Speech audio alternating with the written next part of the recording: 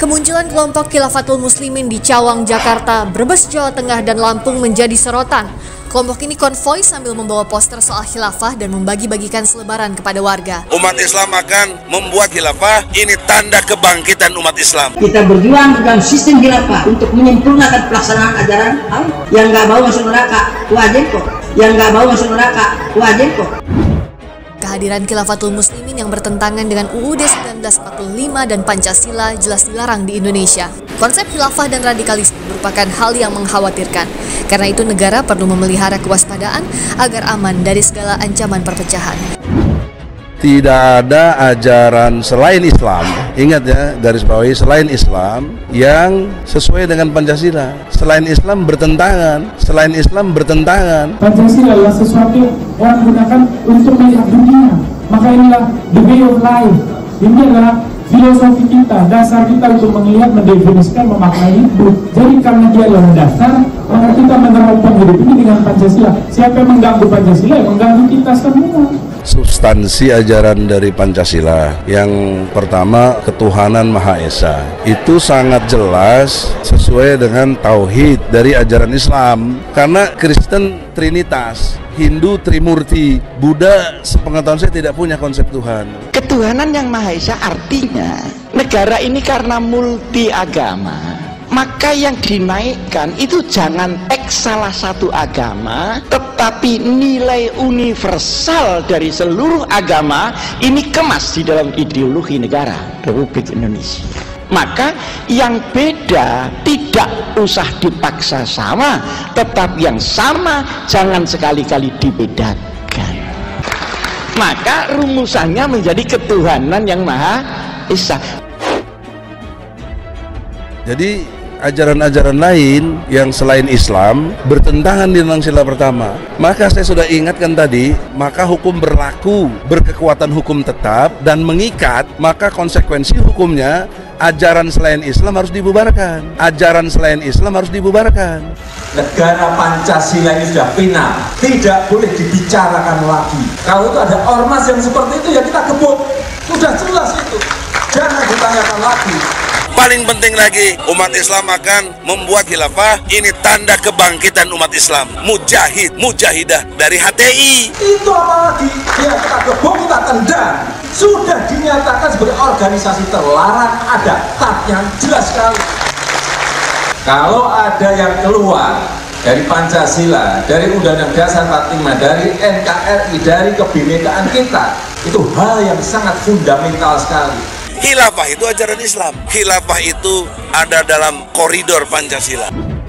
Pancasila yang kita buat ini adalah Indonesia ini sudah khilafah sebenarnya dalam konteks ini. Ketika khilafah yang berdiri pada bentuk kekuasaan internasional menghilangkan sekat-sekat negara. Orang yang melakukan pembangkangan itu bugot adalah orang-orang yang melanggar dan itu hukumnya haram. Kita tidak ada lagi sekat dan segala bentuk ormas lainnya. Kita satu umat Islam. Kita hanya berjalan di koridor sami'na wa ata'na, taat tunduk patuh kepada Allah Subhanahu wa taala. Polisi menangkap 3 pimpinan cabang Khilafatul Muslimin atas dugaan penyebaran berita bohong dan percobaan makar. Karena dia sudah menolak khilafah, maka akan kembali terulang. Bentrok, demo, makar. Demi Allah, rebut negara ini. Kekhalifahan yang kita umumkan ini kita tidak perlu takut kepada siapa-siapa. Kalaupun kita mati di situ, kita dapat surga. Bangkit, kita siap dan rela. Mati, siap leher. Nyawa kita akan jual. Takbir!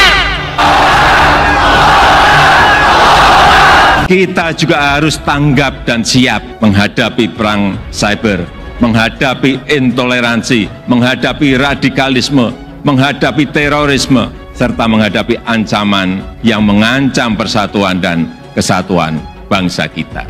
Konstruk jihad itu ada dalam ajaran Islam. Kita mau pakai konstruk damai tapi nggak pernah perang, ya nggak mungkin. Mesti perang dulu, mesti perang dulu. Sebuah video yang memperlihatkan pengacara kondang Egy Sujana menegaskan bahwa selain Islam, semua ajaran agama di Indonesia bertentangan dengan Pancasila, viral di media sosial. Video Egy Sujana menyebut selain Islam, semua ajaran agama bertentangan dengan Pancasila itu diunggah pengguna Twitter Huricorn, seperti dilihat pada Jumat 7 Januari 2022. Dalam narasi cuitannya, netizen itu menilai pernyataan Egy Sujana tersebut egois. Maka dari itu, ia mempertanyakan di mana Egy belajar agama. Entah belajar agama di mana si Peggy ini, karena Islam yang aku pelajari itu toleran dan belum pernah mengajarkan egois. Sebab itu, negara ini dibentuk ulama-ulama dulu, bukan negara Islam. Cuit netizen Huricorn.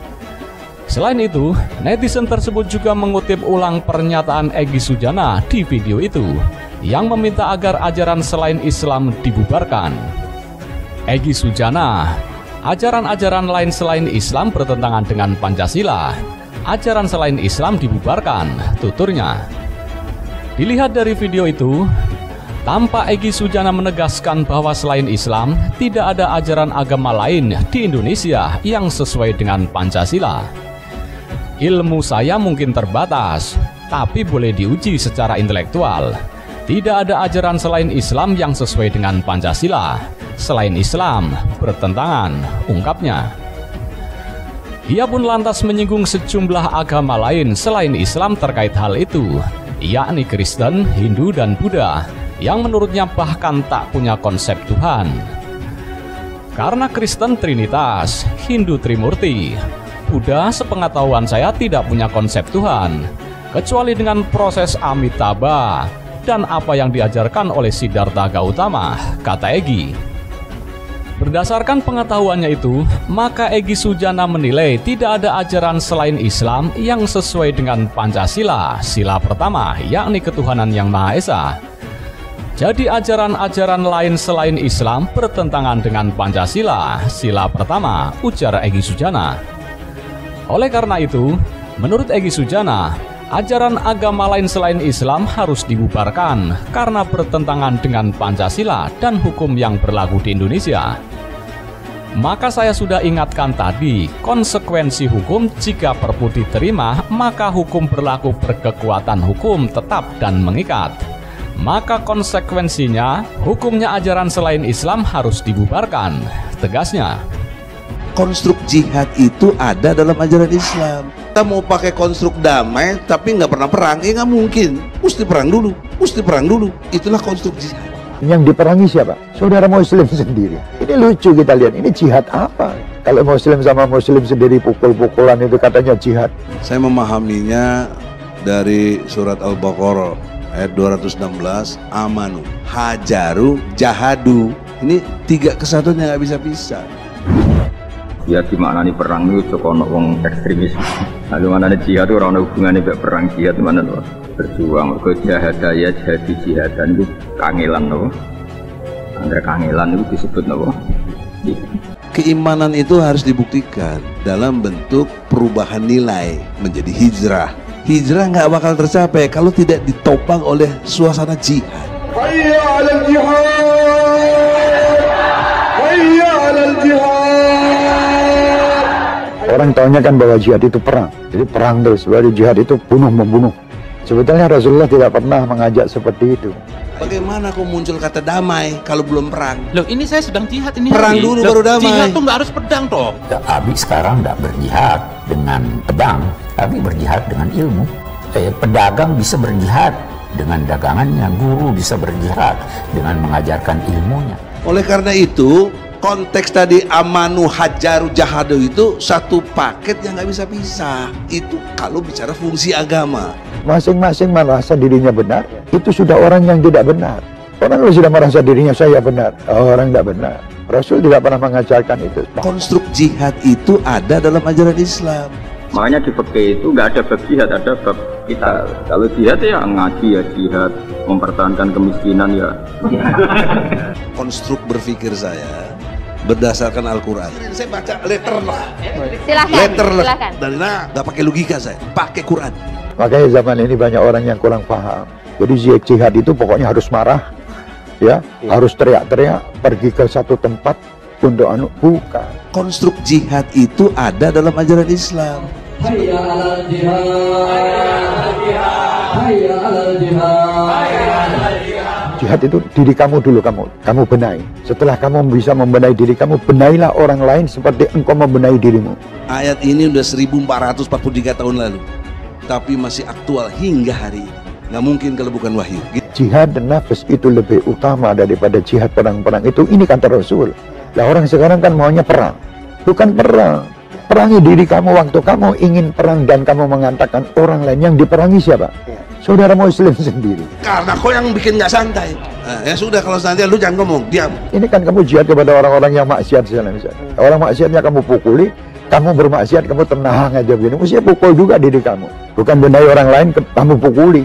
Tapi ini sama diri kamu tidak pernah pukul sendiri. Kalau kamu tidak ingin memukul diri kamu, jangan pukul orang lain. Nasihat itu lebih indah.